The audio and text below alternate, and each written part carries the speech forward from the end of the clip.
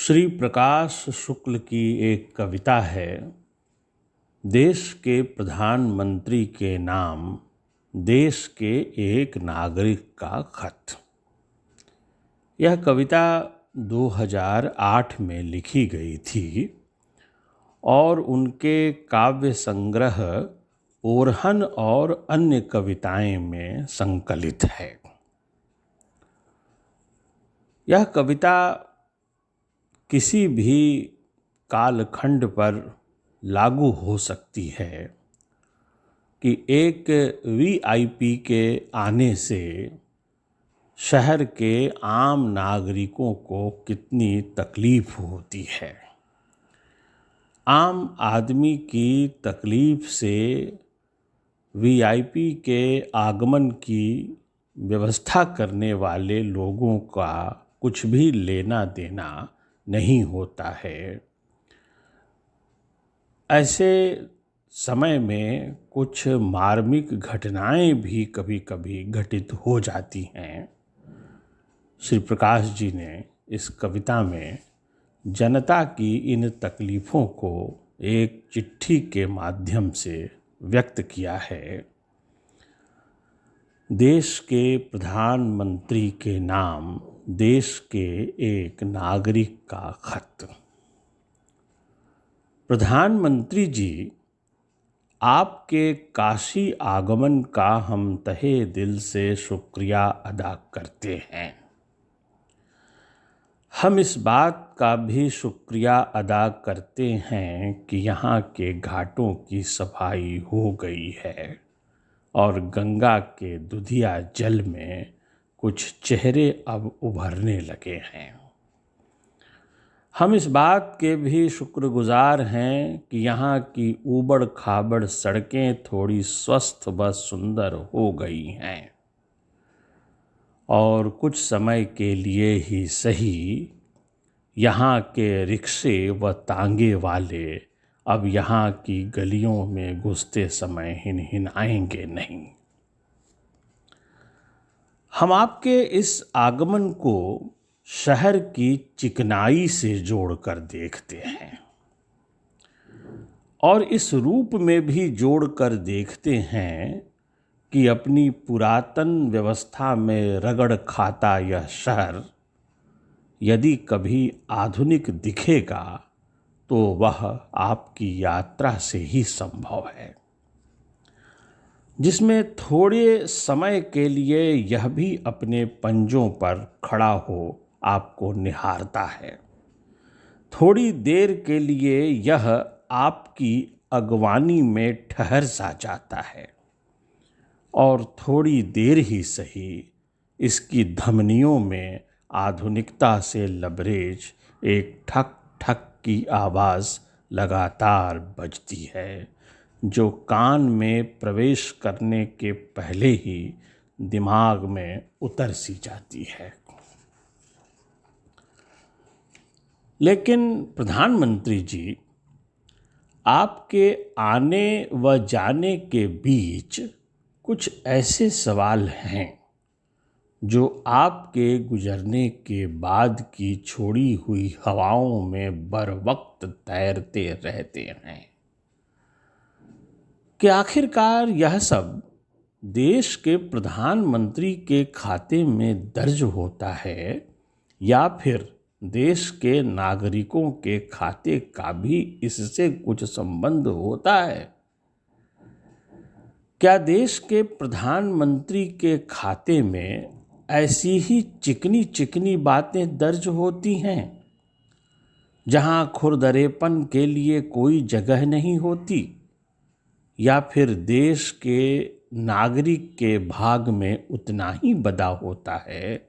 जितना कि देश के प्रधानमंत्री को सरकने के लिए ज़रूरी होता है। आपकी अगवानी में जो कुछ होता है उससे हमें ऐतराज नहीं। हमें इससे भी ऐतराज नहीं कि आपका शहर आगमन शहर की नींद में एक सपने की तरह होता है। लेकिन प्रधानमंत्री जी, उस युवती ने आपका क्या बिगाड़ा था जो लंका के भीड़ भरे चौराहे पर अस्पताल जाने के लिए अंतिम सांसें ले रही थी और आपके सुरक्षा दस्ते में इतनी सुरक्षित थी कि करवट भी नहीं बदल पा रही थी। कराहना तो दंडनीय अपराध था ही, क्योंकि इससे आपकी नींद को खतरा था और आपकी नींद की हिफाजत करना उसके लिए एक बड़े राष्ट्रीय दायित्व को निभाने जैसा था। इधर हम थे कि जो कभी शब्दों से लोहा गलाने की क्षमता रखते थे, जो कभी शब्दों से पर्वत ढहा सकते थे, जो कभी शब्दों से आपकी नींद हवा कर सकते थे, उस आदमी को तनिक भी नहीं पिघला पा रहे थे जो आपकी ओर से हमारी सुरक्षा में खड़ा था। कभी आपने सोचा कि आपकी इस यात्रा में उसकी जो सांसें अटक गई थीं, उन सांसों के चलते रहने में आपके देश की क्या भूमिका है, या कि जिन शब्दों से हमारा भरोसा छिन गया है उनसे खुद आप कितने सुरक्षित रह गए हैं। प्रधानमंत्री जी, आखिरकार उस गौरैया ने आपका क्या बिगाड़ा था जो सड़क पर फुदक रही थी? उस कुत्ते ने आपका क्या बिगाड़ा था जो केवल बांस की बल्लियों को लांघने के अपराध में इस दुनिया से विदा हो गया? और तो और उस सांड ने आपका क्या बिगाड़ा था जो अलमस्त ढंग से सड़क के एक किनारे बैठा देश का जायजा ले रहा था? क्या आपने कभी सोचा कि जिस सांड को आपकी सरकार ने देश निकाला दे दिया, उसके घर को बनाने में आपकी सरकार ने अभी तक क्या किया है? वह आज भी सड़क के बीचों बीच वैसे ही टहलता है जैसे कि अपने जन्म के समय सड़क के ठीक बीच में पैदा हुआ था। प्रधानमंत्री जी, जब आप लाल किले से देश के नौनिहालों के नाम संबोधन करते हैं, तब मेरे मन में कोई सवाल नहीं उठता, क्योंकि देश के झंडे के नीचे हमें कुछ न बोलने का एक ऐसा संस्कार जन्म घुट्टी की तरह दे दिया जाता है कि आप जो कुछ भी बोलेंगे देश की पवित्र जनता के लिए पवित्र झंडे के माध्यम से पवित्र मन से ही बोलेंगे। आप वहाँ बैठे रहते हैं तब भी मेरे मन में कोई सवाल नहीं उठता, क्योंकि जिस शहर में आप रहते हैं और जिसे हमारी धड़कनों के रूप में बताया जाता है, वह शुरू से ही सवालों से के बाहर है। लगभग अपने देवता की तरह, जिन पर सवाल करना अपनी ही बेवफाई का इजहार करना है। किंतु जब आप बाहर रहते हैं, मसलन यही कि जब आप हमारे इस पवित्र शहर में रहते हैं और शहर की प्राचीनता व पवित्रता व जातीयता व मानवता व न जाने किस किस प्रत्ययीता पर बोल रहे होते हैं, तब मेरे मन में आपको लेकर बार बार सवाल उठता है कि आप कैसे बोल रहे होंगे उस जगह पर जहाँ पर आपको हिलने भर की आज़ादी नहीं मिलती, जहाँ आप आराम से नाक भी नहीं खुजला सकते और जहाँ पाँव भर फैलाने की आज़ादी भी नहीं होती। मुस्कुराना तो यूं भी राष्ट्रीय अपराध होता है। क्या हमारे देवता ऐसे ही होते हैं प्रधानमंत्री जी? या फिर जिसे देवता बनाना होता है उन्हें ऐसा ही कर दिया जाता है कि वे ठीक से हिल डुल भी ना सकें, ठीक से हंस भी ना सकें, ठीक से बोलने को कौन कहे, ठीक से सुन भी ना सकें। प्रधानमंत्री जी,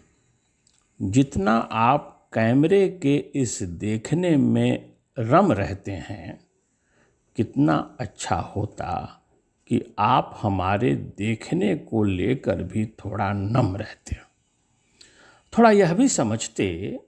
कि आपके इस शहर में कोई है जो जनता के नाम पर समझ रहा है। तब कितना अच्छा होता कि इस देश में सिरफिरों की संख्या थोड़ी कम होती, देश की जनता थोड़ा गम खाती,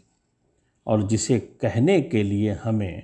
तरह तरह के शिल्प को ईजाद करना पड़ता है, उसे आपसे सीधे कह सकते। ना सही आपके शहर का होकर, अपने शहर का होकर तो बोल ही सकते। प्रधानमंत्री जी, क्या कभी आपने सोचा है कि आपके शहर में हमारा तनिक भी प्रवेश आपके शहर में एक ऐसे खौफ को जन्म देता है जिसमें बहुतों की जान केवल इसलिए चली जाती है